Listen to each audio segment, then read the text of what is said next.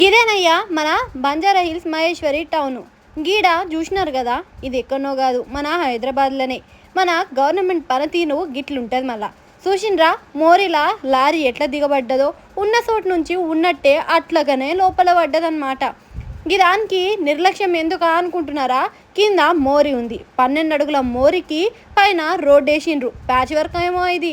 ఆ patch work మీద lorry పడంగానే అట్లనంటే అట్లా లోపలికి వెళ్ళిపోయాయి.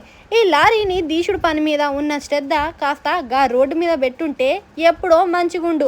ఇక లారీ ఏ గిట్లుందంటే ఇక బండ్లు మీద బండ్లు పోతే ఇక ఎట్లా ఉండేది పరిస్థితి. చూసిండ్రా మన గవర్నమెంట్ ఎట్లా పనిచేస్తుందో.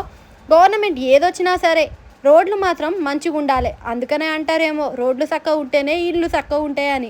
ఇప్పుడు మీరు ప్రత్యేకంగా చూడనక్కర్లేదు. చూడండి కింద మోర్ ఎట్లా పారుతుందో. ఇంకా మోరి పైన గట్ల రోడ్లు వేస్తారా అలా.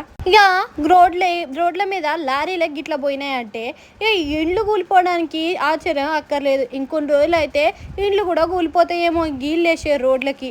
ఇక కింద చూసిండ్రు కదా ఎట్లా పారుతుందో. ఇదేదో కాదు వాటర్ ట్యాంకు, ఇంటికి పోయే తవ్వకాయ ఈ వాటర్లో కలిసిపోయింది.